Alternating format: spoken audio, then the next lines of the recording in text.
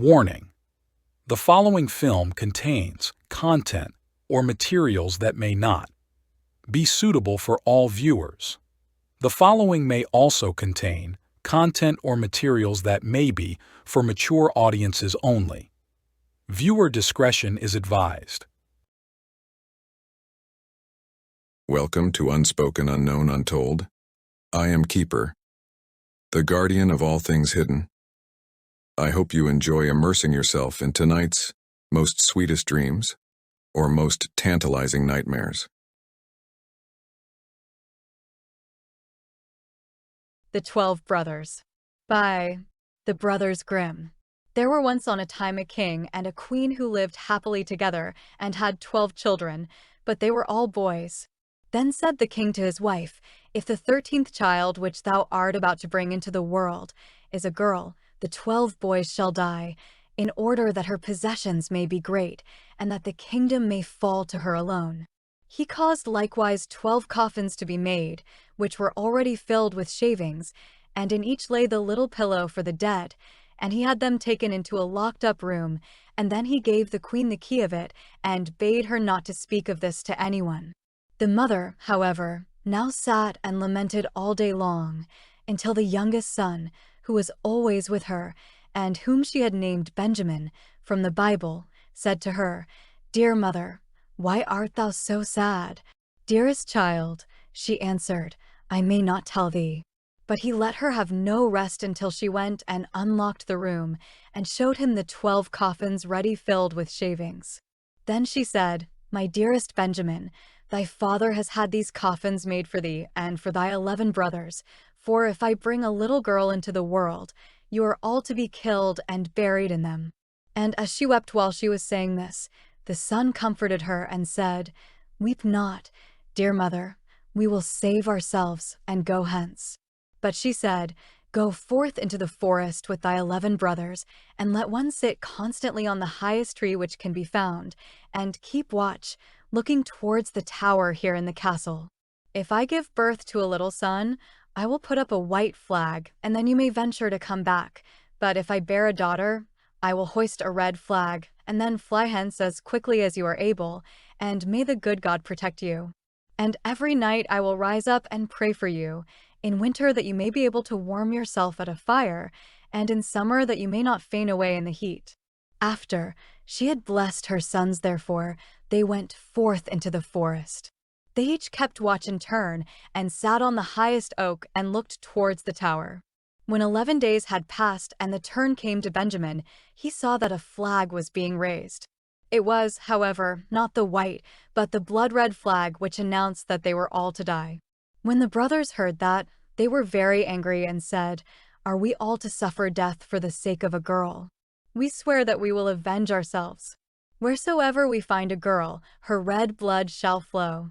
Thereupon they went deeper into the forest, and in the midst of it, where it was the darkest, they found a little bewitched hut, which was standing empty. Then said they, "Here we will dwell, and thou, Benjamin, who art the youngest and weakest, thou shalt stay at home and keep house, we others will go out and get food." Then they went into the forest and shot hares, wild deer, birds and pigeons, and whatsoever there was to eat. This they took to Benjamin, who had to dress it for them in order that they might appease their hunger. They lived together 10 years in the little hut, and the time did not appear long to them. The little daughter which their mother the queen had given birth to was now grown up. She was good of heart and fair of face, and had a golden star on her forehead. Once, when it was the great washing, she saw 12 men's shirts among the things, and asked her mother, "To whom do these 12 shirts belong? For they are far too small for father." Then the queen answered with a heavy heart, "Dear child, these belong to thy 12 brothers." Said the maiden, "Where are my 12 brothers? I have never yet heard of them." She replied, "God knows where they are. They are wandering about the world." Then she took the maiden and opened the chamber for her, and showed her the 12 coffins with the shavings and pillows for the head. "These coffins," said she, "were destined for thy brothers, but they went away secretly before thou wert born." And she related to her how everything had happened. Then said the maiden, "Dear mother, weep not, I will go and seek my brothers." So she took the 12 shirts and went forth and straight into the great forest. She walked the whole day, and in the evening she came to the bewitched hut. Then she entered it and found a young boy, who asked, "From whence comest thou, and whither art thou bound?" and was astonished that she was so beautiful and wore royal garments and had a star on her forehead. And she answered, "I am a king's daughter, and am seeking my 12 brothers, and I will walk as far as the sky is blue until I find them." She likewise showed him the 12 shirts which belonged to them. Then Benjamin saw that she was his sister, and said, "I am Benjamin, thy youngest brother." And she began to weep for joy, and Benjamin wept also, and they kissed and embraced each other with the greatest love. But after this he said, "Dear sister, there is still one difficulty. We have agreed that every maiden whom we meet shall die, because we have been obliged to leave our kingdom on account of a girl." Then said she, "I will willingly die, if by so doing I can deliver my 12 brothers." "No," answered he, "thou shalt not die. Seat thyself beneath this tub until our 11 brothers come, and then I will soon come to an agreement with them." She did so, and when it was night the others came from hunting, and their dinner was ready. And as they were sitting at table and eating, they asked, "What news is there?" Said Benjamin, "Don't you know anything?" "No," they answered. He continued, "You have been in the forest, and I have stayed at home, and yet I know more than you do." "Tell us then," they cried. He answered, "But promise me that the first maiden who meets us shall not be killed." "Yes," they all cried, "she shall have mercy, only do tell us." Then said he, "Our sister is here," and he lifted up the tub, and the king's daughter came forth in her royal garments with the golden star on her forehead, and she was beautiful, delicate, and fair. Then they all rejoiced, and fell on her neck, and kissed and loved her with all their hearts. Now she stayed at home with Benjamin and helped him with the work. The 11 went into the forest and caught game, and deer, and birds, and wood pigeons, that they might have food, and the little sister and Benjamin took care to make it ready for them. She sought the wood for cooking and herbs for vegetables, and put the pans on the fire so that the dinner was always ready when the 11 came. She likewise kept order in the little house, and put beautifully white clean coverings on the little beds, and the brothers were always contented and lived in great harmony with her. Once on a time the two at home had prepared a beautiful entertainment, and when they were all together, they sat down and ate and drank and were full of gladness. There was, however, a little garden belonging to the bewitched house wherein stood 12 lily flowers, which are likewise called students. She wished to give her brothers pleasure, and plucked the 12 flowers, and thought she would present each brother with one while at dinner. But at the same moment that she plucked the flowers, the 12 brothers were changed into 12 ravens, and flew away over the forest, and the house and garden vanished likewise. And now the poor maiden was alone in the wild forest, and when she looked around, an old woman was standing near her who said, "My child, what hast thou done? Why didst thou not leave the 12 white flowers growing? They were thy brothers, who are now forevermore changed into ravens." The maiden said, weeping, "Is there no way of delivering them?"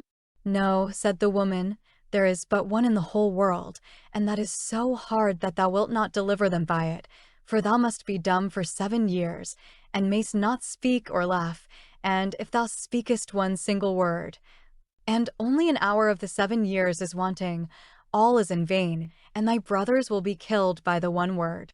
Then said the maiden in her heart, "I know with certainty that I shall set my brothers free," and went and sought a high tree and seated herself in it and span, and neither spoke nor laughed. Now it so happened that a king was hunting in the forest, who had a great greyhound which ran to the tree on which the maiden was sitting, and sprang about it, whining and barking at her. Then the king came by and saw the beautiful king's daughter with the golden star on her brow, and was so charmed with her beauty that he called to ask her if she would be his wife. She made no answer, but nodded a little with her head.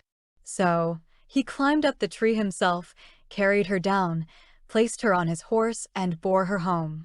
Then the wedding was solemnized with great magnificence and rejoicing, but the bride neither spoke nor smiled.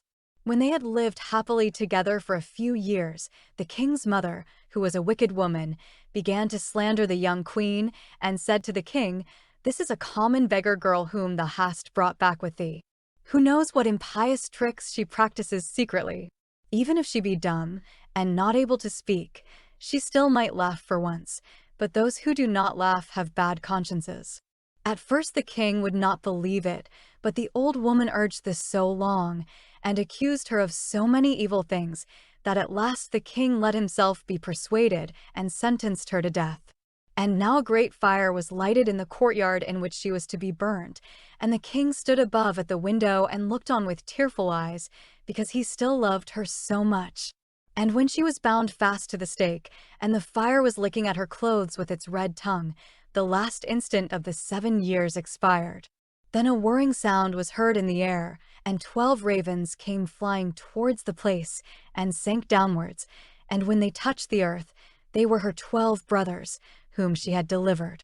They tore the fire asunder, extinguished the flames, set their dear sister free, and kissed and embraced her. And now as she dared to open her mouth and speak, she told the king why she had been dumb and had never laughed. The king rejoiced when he heard that she was innocent, and they all lived in great unity until their death. The wicked stepmother was taken before the judge and put into a barrel filled with boiling oil and venomous snakes, and died an evil death.